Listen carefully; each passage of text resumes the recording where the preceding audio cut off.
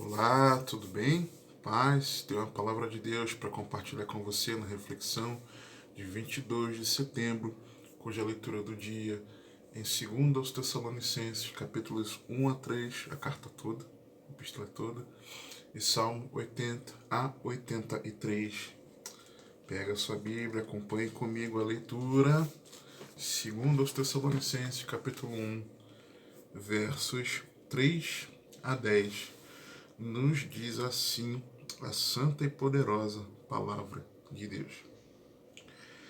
Sempre devemos, irmãos, dar graças a Deus por vós, como é justo, porque a vossa fé cresce muitíssimo e o amor de cada um de todos vós aumenta de uns para com os outros, de maneira que nós mesmos nos gloriamos de vós nas igrejas de Deus, por causa da vossa paciência e fé, e em todas as vossas perseguições e aflições que suportais.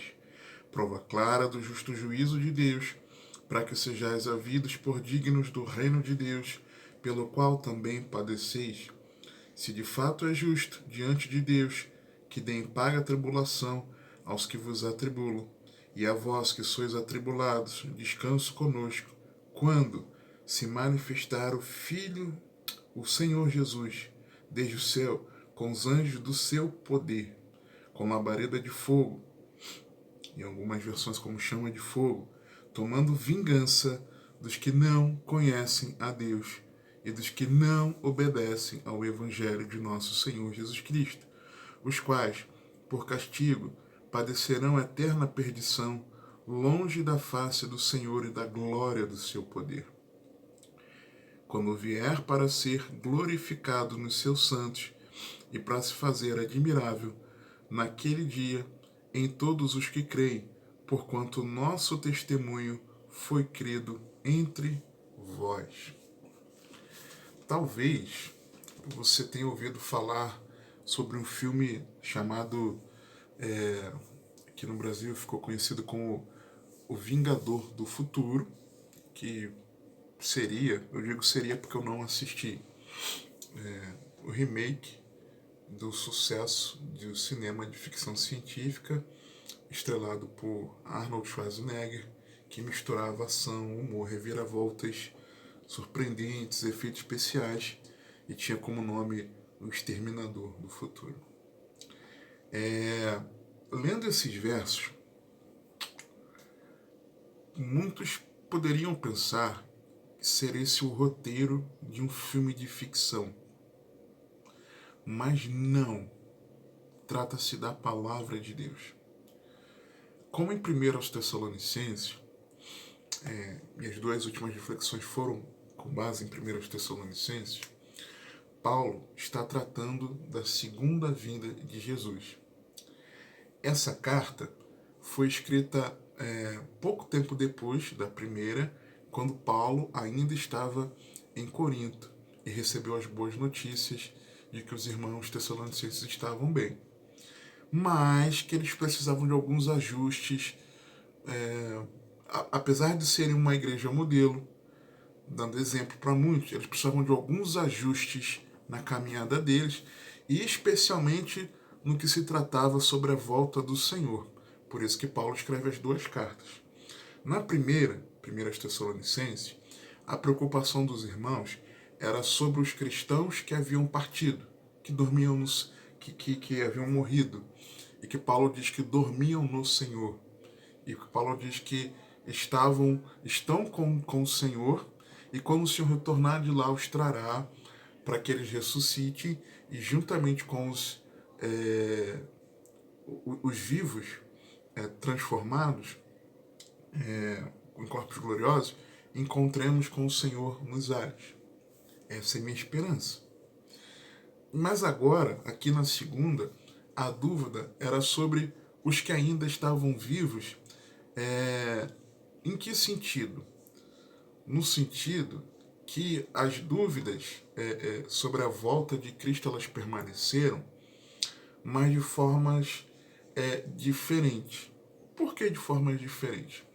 Porque os irmãos pensavam que as tribulações que eles estavam enfrentando diziam respeito ao grande e terrível dia do Senhor, que havia sido profetizado lá no Antigo Testamento, como exemplo de Joel 2,31.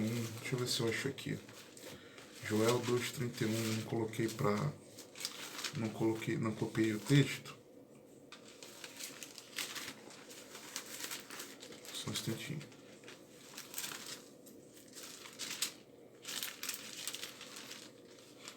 Uh,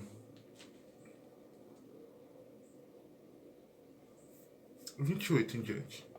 E há de ser que depois derramarei o meu espírito sobre toda a carne, e vossos filhos e vossas filhas profetizarão, os vossos velhos terão sonhos, os vossos jovens terão visões. E também sobre os servos e sobre as servas naqueles dias derramarei o meu espírito. Pedro, quando prega após o derramar do Espírito Santo, a época do Pentecoste, ele traz para aquele momento cumprimento desses dois versículos que eu li. Para os últimos dias iniciados com a vinda de Cristo à Terra. Tá? A partir da vinda de Cristo à Terra, como homem, o verbo encarnar, iniciaram os últimos dias.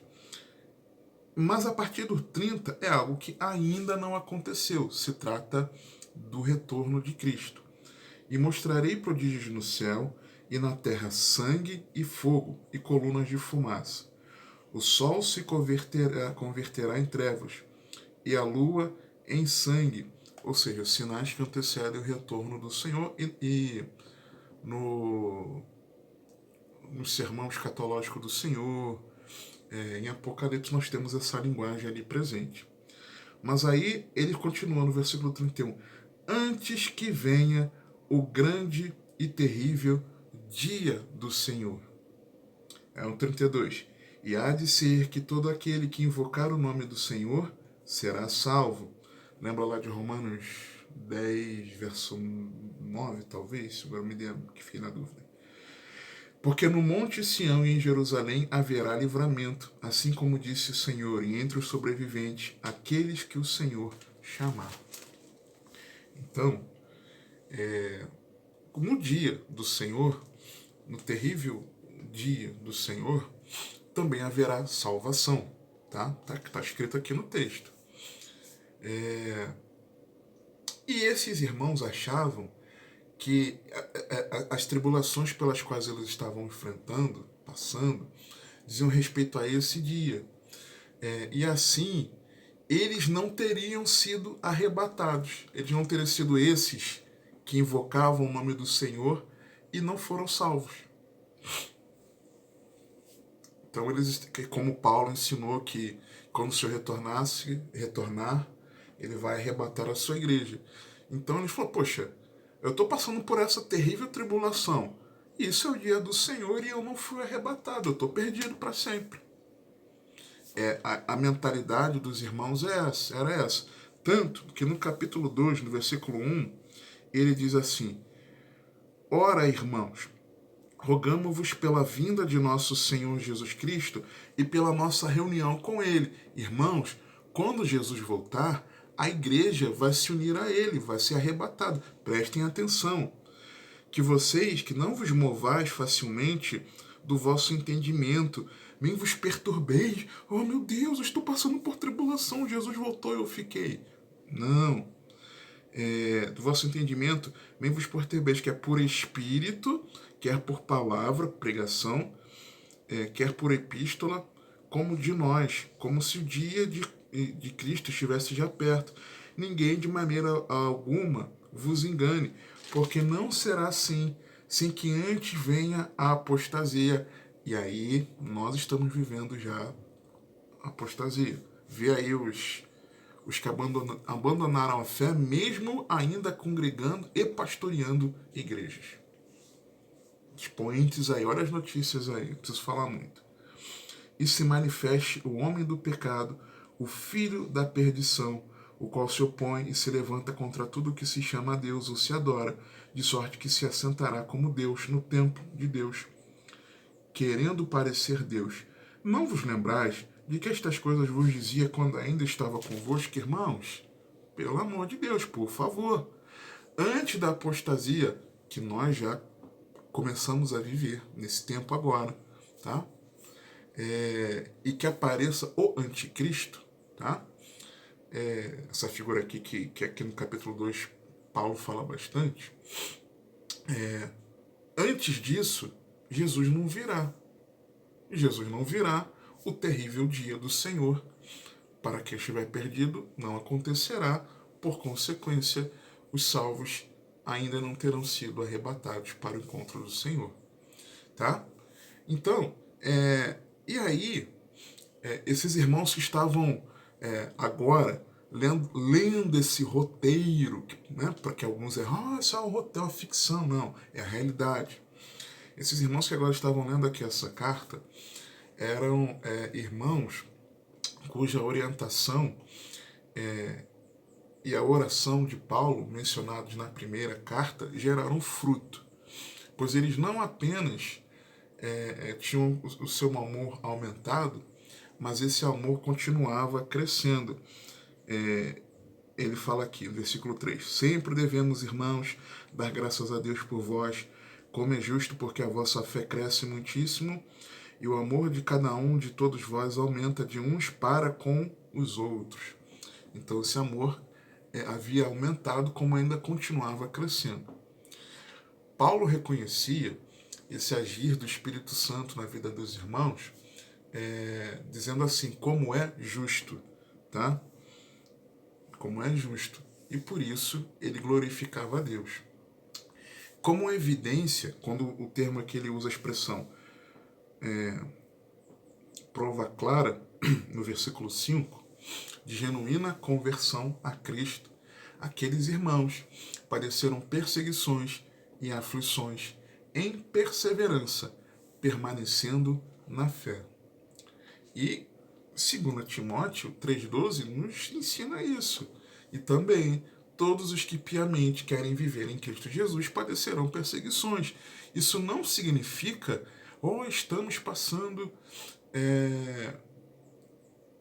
vivendo o terrível dia do Senhor, porque estamos em tribulações. Não.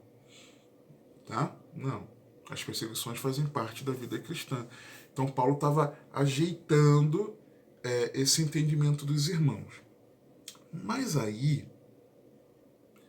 Paulo começa a falar algo assustador. Assustador.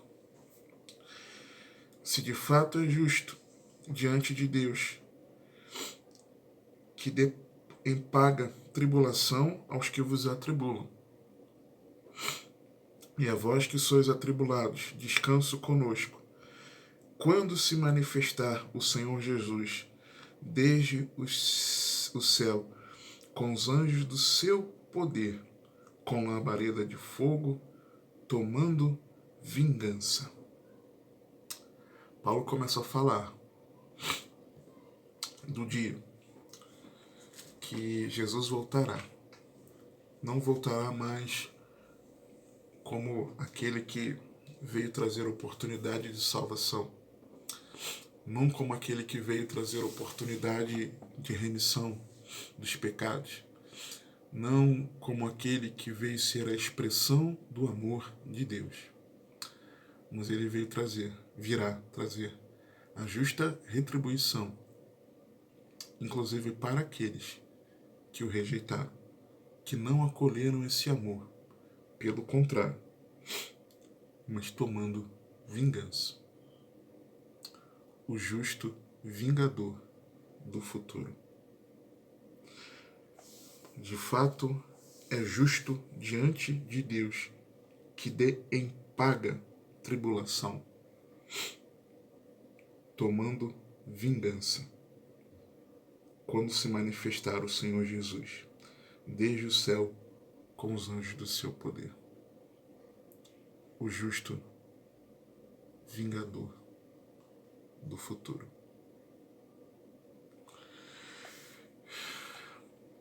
Decidir quem será salvo, quando Paulo expressa para que sejais havidos por digno do reino de Deus, no versículo 5, é prerrogativa exclusiva de Deus, no justo juízo. Por ter a prerrogativa, o Senhor tem a devida retribuição a cada um, conforme o seu justo juízo, salvação ou condenação.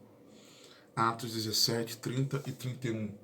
Mas Deus, não tendo em conta os tempos da ignorância, anuncia agora a todos os homens em todo lugar que se arrependam, porquanto tem determinado um dia em que com justiça há de julgar o mundo, por meio do homem que destinou, e disso deu certeza a todos, ressuscitando dentre os mortos.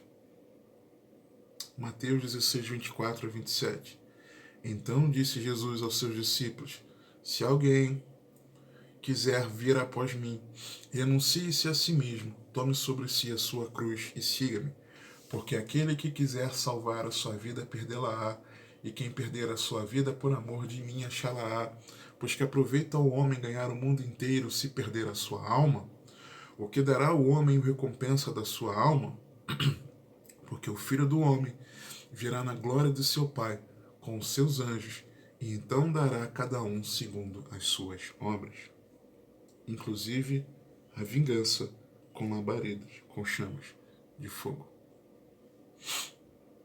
Lembrando que todos já estávamos condenados, e por isso a misericórdia de Deus se manifestou. João 3, 17 a 21. Porque Deus enviou o seu Filho ao mundo, não para que condenasse o mundo, mas para que o mundo fosse salvo por ele. Quem crê nele não é condenado, mas quem não crê já está condenado, porquanto não crê no nome do unigênito Filho de Deus. E a condenação é esta, que a luz veio ao mundo, e os homens amaram mais as trevas do que a luz, porque as suas obras eram más. Porque todo aquele que faz o mal odeia a luz, e não vem para a luz, para que as suas obras não sejam reprovadas. Mas quem pratica a verdade vem para a luz, a fim de que as suas obras sejam manifestas, porque são feitas em Deus. Para os condenados, tormento eterno. Para os salvos, descanso eterno. E não podemos duvidar do retorno de Cristo. Não é ficção, um vingador do futuro, como Paulo diz no versículo 7, quando se manifestar o Senhor Jesus, desde o céu com os anjos do seu poder. Ele disse quando.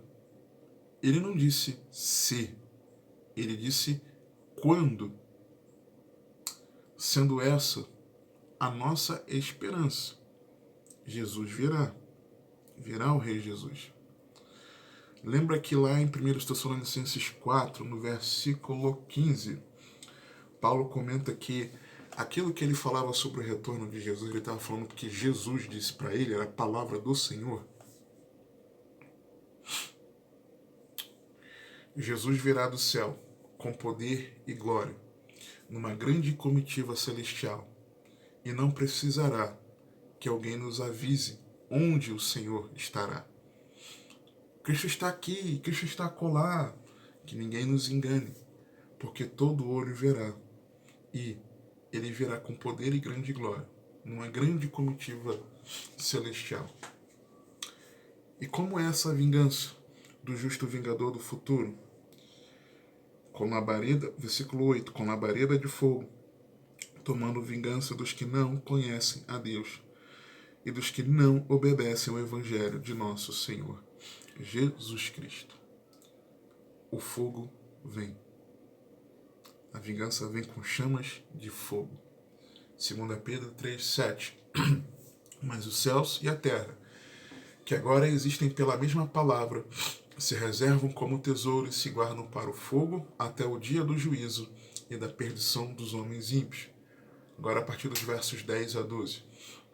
Mas o dia do Senhor virá como ladrão de noite, no qual os céus passarão com grande estrondo, e os elementos ardendo se desfarão, e a terra e as obras que nela há se queimarão. Havendo, pois, de perecer todas estas coisas, que pessoas vos convencer em santo trato e piedade, aguardando e apressando a vinda do dia de Deus, em que os céus em fogo se desfarão, e os elementos ardendo se fundirão? Isaías 66, 15 e 16. Porque eis que o Senhor virá com fogo, e os seus carros como um torvelinho, para tornar a sua ira em furor, e a sua repreensão em chamas de fogo. Porque com fogo e com a sua espada entrará o Senhor em juízo com toda a carne, e os mortos do Senhor serão multiplicados. E para quem será essa vingança? Versículo 8, na parte B, quando diz: tomando vingança dos que não conhecem a Deus. A vingança vem, em primeiro lugar, para quem não conhece a Deus. Romanos 1, 28 a 32.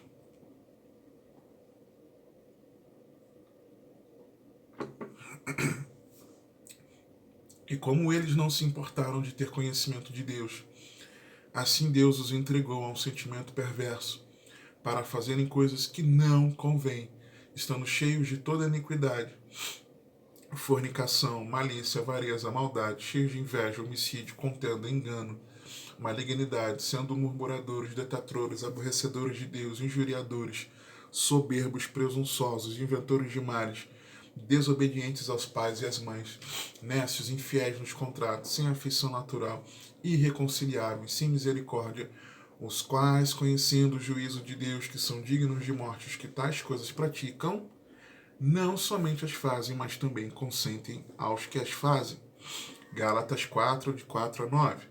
Mas vindo a plenitude dos tempos, Deus enviou seu Filho, nascido de mulher, nascido sob a lei, para remir os que estavam debaixo da lei, a fim de recebermos a adoção de filhos. E porque sois filhos, Deus enviou aos vossos corações o Espírito de seu Filho, que clama: Abba, Pai. Assim que já não és mais servo, mas filho, e se és filho, és também herdeiro de Deus por Cristo. Mas quando não conhecias a Deus, servíeis aos que por natureza não são deuses. Mas agora, conhecendo a Deus, ou antes sendo conhecidos por Deus, como tornais outra vez a esses rudimentos fracos e pobres, aos quais de novo quereis servir? 1 Tessalonicenses 4, 3 a 5. Porque esta é a vontade de Deus, a vossa santificação, que vos abstenhais da fornicação, que cada um de vós saiba possuir o seu vaso em santificação e honra, não na paixão da concupiscência como os gentios, que não conhecem a Deus. 1 Coríntios 15, 34. Vigiai justamente, não pequeis, porque alguns ainda não têm conhecimento de Deus. Digo para vergonha vossa. João 17, 3. E a vida eterna é esta, que te conheçam a ti só, por único Deus verdadeiro, e a Jesus Cristo a quem enviaste. João 8, 19. Disseram-lhe, pois, onde está teu Pai? Jesus respondeu, não me conheceis a mim, nem a meu Pai. Se vós me conhecesseis a mim, também conhecerias a meu Pai. Jeremias 31, 31 a 34.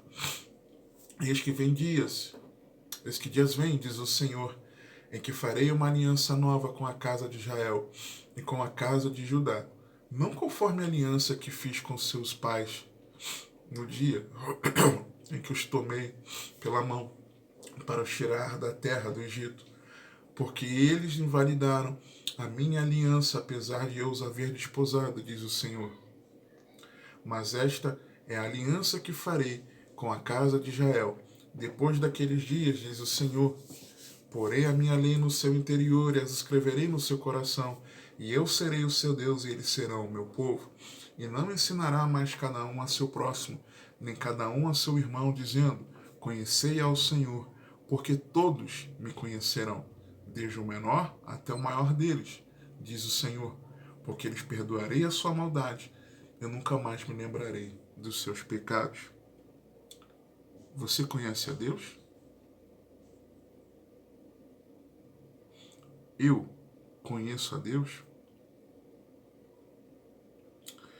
Em segundo lugar, a vingança vem para quem, olha aqui na parte C do versículo, tomando vingança dos que não obedecem ao Evangelho de nosso Senhor Jesus Cristo. A vingança também vem para aquele que não corresponde à mensagem do Evangelho em fé, arrependendo-se dos seus pecados, rendendo-se a Cristo, convertendo-se a Deus de todo o coração. Obedecer é conhecer a Deus Pai. 1 Pedro 1, 13 a 16.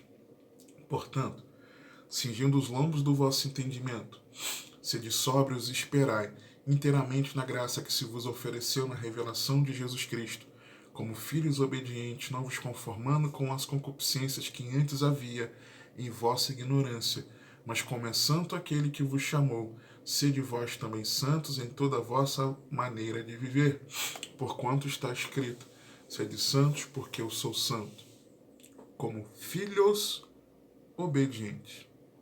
Obedecer é conhecer a Deus Pai. Obedecer é conhecer a Deus Filho.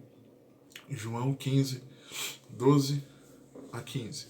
O meu mandamento é este, que vos ameis uns aos outros, assim como eu vos amei. Ninguém tem maior amor do que este, de dar alguém a sua vida pelos seus amigos. Vós sereis meus amigos, se fizerdes o que eu vos mando. Já vos não chamarei servos, porque o servo não sabe o que faz o seu senhor, mas tenho-vos chamado amigos, porque tudo quanto ouvi de meu Pai vos tenho feito conhecer.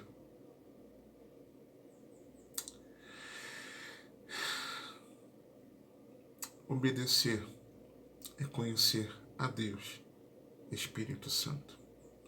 Atos 5, 30 a 32. O Deus de nossos pais ressuscitou a Jesus, ao qual vós matastes, suspendendo-o no madeiro. Deus, com a sua destra, o elevou a príncipe salvador, para dar a Israel o arrependimento e a remissão dos pecados. E nós somos testemunhas acerca destas palavras, nós e também o Espírito Santo, que Deus deu àqueles que lhe obedecem. Obedecer a Deus é conhecer a Deus. Obedecer a Deus é prova de amor a Deus, João 14. Obedecer a Deus é encontrar a eterna salvação, Hebreus 5, de 5 a 10. Assim também Cristo não se glorificou a si mesmo para se fazer sumo sacerdote, mas aquele que lhe disse, tu és meu filho, hoje te gerei, como também diz no outro lugar, tu és sacerdote eternamente, segundo a ordem de Melquisedeque, o qual nos dias da sua carne, oferecendo com grande clamor e lágrimas, orações e súplicas ao que o podia livrar da morte, foi ouvido quanto ao que temia, ainda que era filho, aprendeu a obediência por aquilo que padeceu, e sendo ele consumado, veio a ser a causa da eterna salvação para todos os que lhe obedecem. Chamado por Deus, sumo sacerdote, segundo a ordem de Melquisedeque. Obedecer é algo que está disponível a todos. Romanos 16, 25 a 27. Ora, aquele que é poderoso para vos confirmar, segundo o meu evangelho, e a pregação de Jesus Cristo, conforme a revelação do mistério que desde tempos eternos esteve oculto, mas que se manifestou agora e se notificou pelas escrituras dos profetas, segundo o mandamento do Deus eterno, a todas as nações, para a obediência da fé. Ao único Deus sábio seja dada a glória por Jesus Cristo, para todo sempre. Amém. E isso, sem distinção. Romanos 1, de 1 a 6. Paulo, servo de Jesus Cristo, chamado para apóstolo, separado para o Evangelho de Deus, o qual antes prometeu pelos seus profetas, nas Santas Escrituras, acerca de seu filho, que nasceu da descendência de Davi, segundo a carne, declarado Filho de Deus em poder, segundo o Espírito de santificação, pela ressurreição dentre os mortos, Jesus Cristo nosso Senhor, pelo qual recebemos a graça e o apostolado, para a obediência da fé entre todas as gentes, pelo seu nome, entre as quais sois também vós chamados para serdes de Jesus Cristo. Obedecer está disponível a todos, sem distinção, mas passa pelo novo nascimento. 1 Pedro 1, 17 a 23. E se invocais por Pai aquele que sem acepção de pessoas julga segundo a obra de cada um. Andai em temor durante o tempo da vossa peregrinação, sabendo que não foi com coisas corruptíveis como prata ou ouro, que fostes resgatados da vossa vã maneira de viver, que por tradição recebestes dos vossos pais, mas com precioso sangue de Cristo, como de um cordeiro imaculado e incontaminado, qual na verdade em outro tempo foi conhecido, ainda antes da fundação do mundo, mas manifestado nestes últimos tempos por amor de vós, e por ele credes em Deus, que o ressuscitou dentre os mortos, que lhe deu glória, para que a vossa fé e esperança estivessem em Deus, purificando as vossas almas pelo Espírito na obediência à verdade, para o amor fraternal não fingido. Amai-vos ardentemente uns aos outros, com o coração puro, sendo de novo gerados, não de semente corruptível, mas da incorruptível pela palavra de Deus viva e que permanece para sempre. Obedecer envolve seguir uma corrida espiritual. Gálatas 5, de 7 a 9. Corris bem a carreira que nos está proposta, né? Quem vos impediu para que não obedeçais à verdade? Esta persuasão não vem daquele que vos chamou. Um pouco de fermento leveda toda a massa. E aí, só que nem todos abraçam essa carreira. Atos 6, 4 a 7. Mas nós perseveraremos na oração e no ministério da palavra. E este parecer contentou a toda a multidão, e elegeram Estevão, homem cheio de fé, e do Espírito Santo, e Filipe, Prócoro, Nicanor, e Timão, e Parmenas, e Nicolau, prosélito de Antioquia, e os apresentaram ante os apóstolos, e estes, orando, lhe impuseram as mãos, e crescia a palavra de Deus, e em Jerusalém se multiplicava muito o número dos discípulos, e grande parte dos sacerdotes obedecia à fé. Grande parte, não todos. Obedecer é algo que pode ser rejeitado. Romanos 10, 16 a 21. Mas nem todos têm obedecido ao Evangelho, pois Isaías diz: Senhor, quem creu na nossa pregação, de sorte que a fé é pelo ouvir, e ouvir pela palavra de Deus. Mas digo, porventura não ouviram? Sim, por certo, pois por toda a terra saiu a voz deles, e as suas palavras até os confins do mundo. Mas digo, porventura Israel não soube? Primeiramente diz Moisés: eu vos porei em ciúmes com aqueles que não são povo. Com gente insensata vos provocarei a ira. E Isaías ousadamente diz: fui achado pelos que não me buscavam, fui manifestado aos que por mim não perguntavam. Mas para Israel diz: todo dia estendi as minhas mãos a um povo rebelde e contradizente. E isso, resistir a essa obediência ao Evangelho, levará a um fim trágico. 1 Pedro 4, 17. Porque já é tempo que comece o julgamento pela causa de Deus.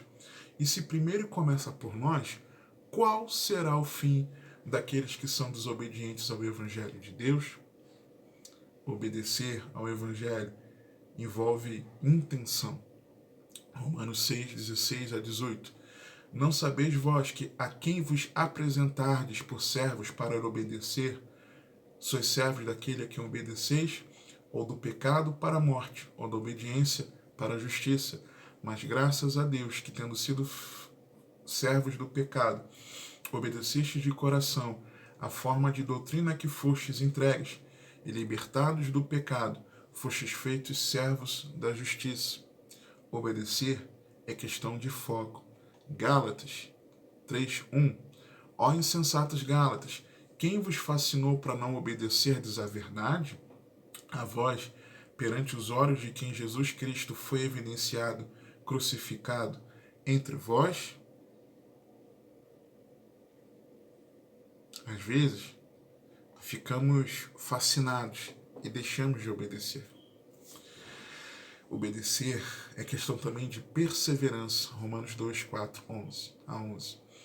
Ou desprezas tuas riquezas da sua benignidade e paciência e longanimidade, ignorando que a benignidade de Deus te leva ao arrependimento, mas segundo a tua clareza e teu coração impenitente, entesouras ira para ti, no dia da ira e da manifestação do juízo de Deus, o qual recompensará cada um segundo as suas obras, a saber, a vida eterna aos que com perseverança em fazer o bem procuram glória, honra e incorrupção, mas indignação e a ira aos que são contenciosos, desobedientes à verdade, ao Evangelho, e obedientes à iniquidade, tribulação e angústia sobre toda a alma do homem que faz o mal, primeiramente do judeu e também do grego.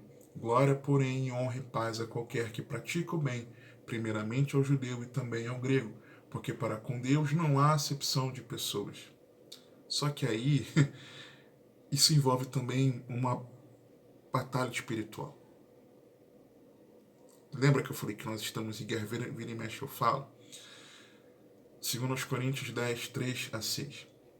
Porque andando na carne, não militamos segundo a carne, porque as armas da nossa milícia não são carnais, mas sim poderosas em Deus, para a destruição das fortalezas, destruindo os conselhos e toda a altivez que se levanta contra o conhecimento de Deus, e levando cativo todo entendimento à obediência de Cristo, e estando prontos para vingar toda desobediência, quando for cumprida a vossa desobediência.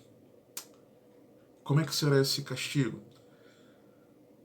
Versículo 9.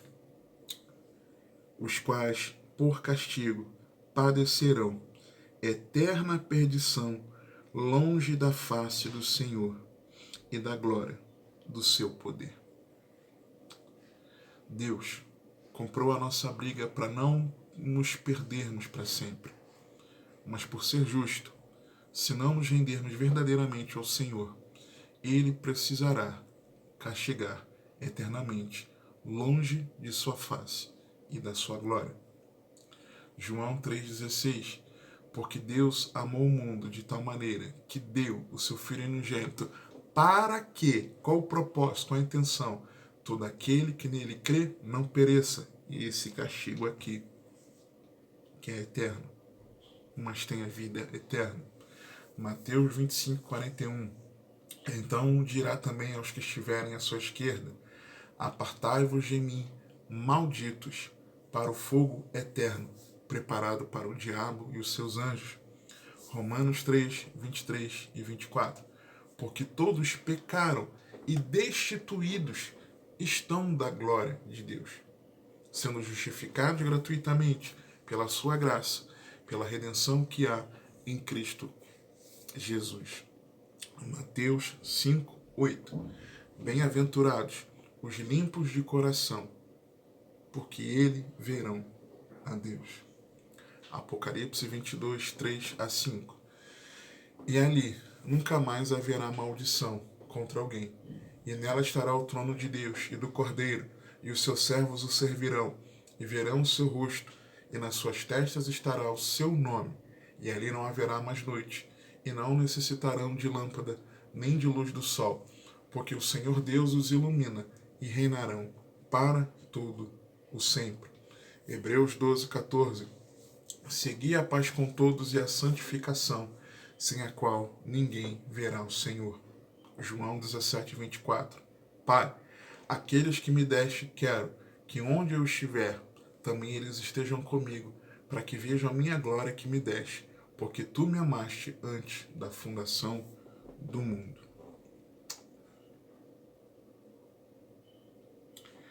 E em oposição a isso, nós vemos no versículo 10. Quando vier para ser glorificado nos seus santos e para se fazer admirável naquele dia em todos os que creem, porquanto o nosso testemunho foi crido entre vós. Então, como escapar da vingança justa, da justa vingança no futuro? Versículos 11 e 12 nos dizem: por isso, também rogamos sempre por vós, para que o nosso Deus nos faça dignos da sua vocação e cumpra todo o desejo da sua bondade e a obra da fé com poder, para que o nome de nosso Senhor Jesus Cristo seja em vós glorificado, e vós nele, segundo a graça de nosso Deus e do Senhor Jesus Cristo. Orando para que nós sejamos transformados por Deus, para que em nós Jesus seja glorificado e nós nele, para que Deus então possa cumprir toda a sua bondade, a sua misericórdia. E a obra da fé é o agir, a transformação, a obra como resultado da nossa fé com poder, e assim nos fazendo dignos da sua vocação. O que Paulo no versículo 5 diz, o justo juízo de Deus, para que sejais havidos por dignos do reino de Deus. É orando para que você esteja em Cristo, para que você permaneça em Cristo, para que você seja transformado no Senhor Jesus Cristo, para aquele grande dia, porque o justo, vingador do futuro, vem. De que lado você está? Que o Senhor te abençoe e te guarde, que Ele te conduza e governe a sua vida, porque você tem acesso.